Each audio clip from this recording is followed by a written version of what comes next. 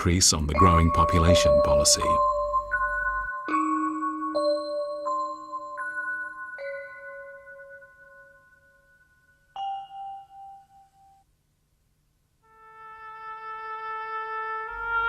"23 years later, the Qing imperial court reformed the taxation system yet again, adopting a policy known as allocating the capitation tax to the land. The core of this policy was to totally abolish the previous tax collection policy and instead collect tax according to the land one owned. This was a major change to the system of taxation in China.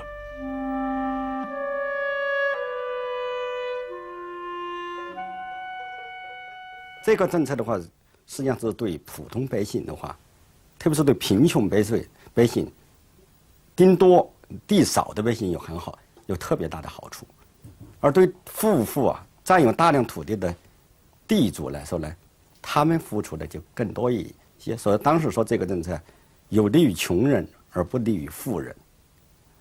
这一政策的产生呢，这一政策就事实上宣布了中国持续上千年的 人口税的废除和终结。 At this time, farmers near Yutuan Hill on the outskirts of Beijing and in the vicinity of Tianjin began to grow an early variety of rice on a trial basis, and the area of rice paddies increased year by year. By the middle of the reign of Emperor Qianlong, the area of farmland cultivated in rice around the two cities of Beijing and Tianjin and in Hebei province exceeded 660,000 hectares. The rice harvest had become an important source of national revenue, and dependence on grain from South China had been greatly reduced. During this period, the land use rate and national grain output was raised considerably. The amount of arable land was also expanded, and the unit output of grain was higher. The total grain output exceeded that of any period in Chinese history, and more grain made it possible for the population to grow. By the middle of the reign of Emperor Qianlong, the Chinese population exceeded 200 million, and by the later years of Emperor Qianlong's reign, it exceeded 300 million, accounting for 1/3 of the world's total population. As well as this, China's total output value accounted for 1/3 of the world total. China had become the most populated nation and the strongest economy in the world. The Qing imperial court brought the floods under control and encouraged agricultural production, laying a solid foundation for economic construction and the ideological unification of the nation's various ethnic groups to ensure social stability. This period of the Qing Dynasty is referred to by historians as the prosperous age of Kangxi and Qianlong. 它是一个集大成的时代，就是说政治、经济、文化都是超越了 以前隔代的一个时代。你看经济上，它应该达到了前所未有的发展的程度。它的那个乾隆时期，中国到19世纪初，中国的经济体啊，中国这个经济体啊，仍然比西方、比英国同时期的还要大，这是一个了不起的一个辉煌。 Under Emperor Qianlong, China became the most populous country with the strongest economy in the world. The economic prosperity made it possible for folk culture to develop, and various forms of local opera began to thrive across the nation.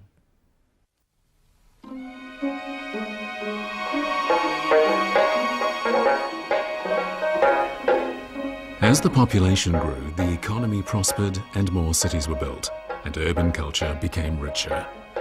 During the reign of Emperor Qianlong, urban culture, as represented by entertainment businesses, reached an unprecedented high. In the process, the creative power of folk culture released itself, and this can be seen in the various forms of local opera that began to thrive on stage across the nation.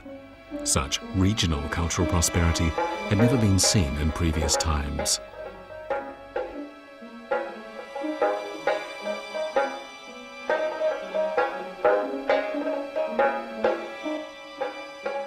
清朝的前期，在中国文化史或艺术史上一件最大的事件，一件最具革命色彩的事件，就是地方戏的崛起。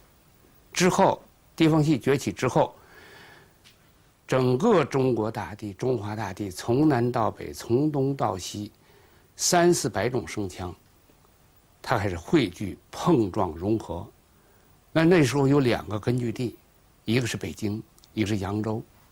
北京和扬州作为2个重镇，就艺术史融合碰撞的重镇，最终在北京形成了个京剧。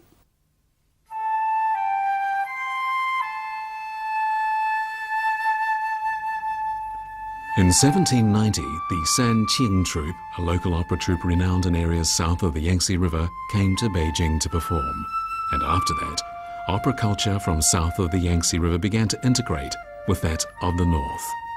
This integration gave birth to a new opera form, Peking opera. Peking opera assimilated all the original elements of Chinese culture carried down over more than 2,500 years through the Zhou, Qin, Han, Tang, Song, Yuan and Ming dynasties. All previously existing poetry, song, dance and music forms from those eras can be found in Peking opera. Peking opera is the culmination of and cream of Chinese culture and art. It has both the collective memory of ancient Chinese culture and the refreshing innovations of modern culture. Peking opera was the result of the fusion of various local opera forms. It was local and national because it contained the cultural elements from both the south and the north. Opera fans from various regions around China can feel close to Peking opera due to its roots, while at the same time they can feel the refreshing air that runs through it thanks to the opera's unique, innovative concepts. Peking opera came forth during an era when the ancient farming civilization of China reached its summit. The appearance of Peking opera was the voice of an era at a time when the country was prosperous and the people lived in peace.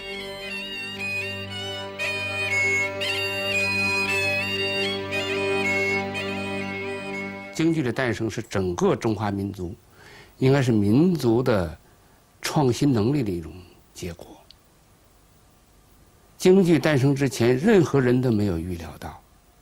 当然呢，艺术史的规律和文化史的规律，很可能指向，冥冥之中指向了有一种东西，就京剧的诞生。但是作为个人，没有预料到。除了康雍乾时期的所谓盛世，还有一种我觉得文化开放政策。18 years before an opera troupe from Anhui province came to perform in Beijing, Tanyi Ge, a famous private library in the region south of the Yangtze River, sent a collection of rare books to Beijing as it had been commanded to. In 1743, the Qing imperial court built Siku Chuanshu Studio for the compilation of a great work to be entitled Complete Library of the Four Treasures. It then began to solicit books from all over the country, and Tanyi Ge Library was the first to deliver its rare books to Beijing. Tanyi Ge, a private family library, had rare books that had been collected through 8 generations, and it presented 638 of its rarest books to the imperial court. In order to ensure that the complete library of the Four Treasures would be comprehensive, the nationwide book search continued for 7 years. The gigantic collection that resulted includes meticulously selected books presented by the people, books kept in the imperial palace, and those listed in the Great Encyclopedia of Yongle of the Ming Dynasty. It consists of 79,337 volumes with 770 million Chinese characters. It took 9 years to complete. The number of scholars credited with being involved in its compilation comes to more than 3,600, and more than 3,800 scribes had to be employed.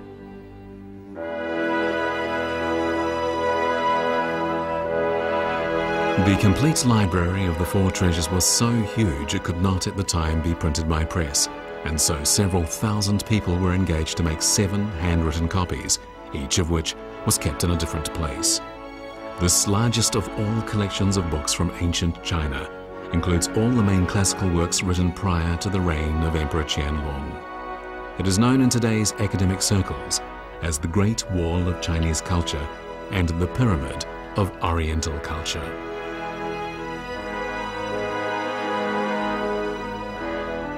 In the early 21st century, the Chinese government printed 5 sets of the complete library of the Four Treasures. Each set weighs 1.5 tons.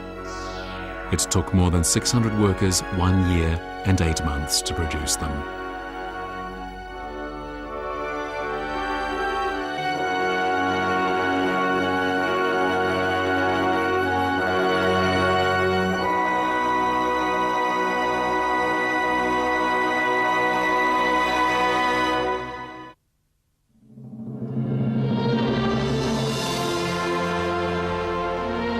5,000-year-old history of the Chinese civilization is a record of one innovation after another.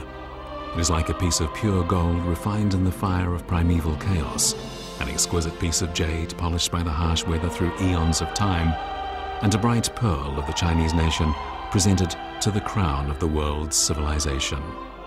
This culture that lit up the Dark Ages leads the Chinese nation to grow larger and stronger with each passing day.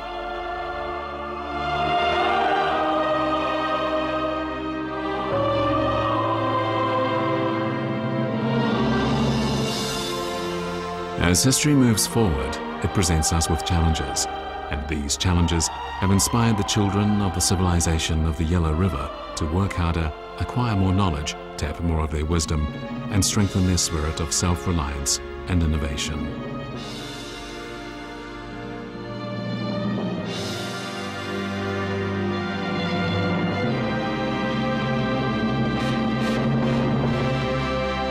The Chinese nation has a cultural tradition of tolerating foreign elements and placing emphasis on harmony. This toleration of elements from outside gave birth to a great and broad nation ready to embrace variety, and it created a brilliant civilization that grows ever stronger.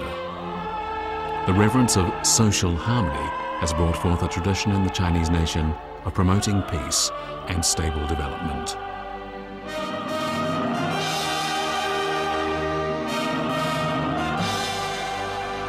When it comes to acquiring new knowledge, the Chinese nation is endowed with a fine spirit of self-reliance and self-support, and it is this spirit that has enabled the Chinese nation to exist and to grow.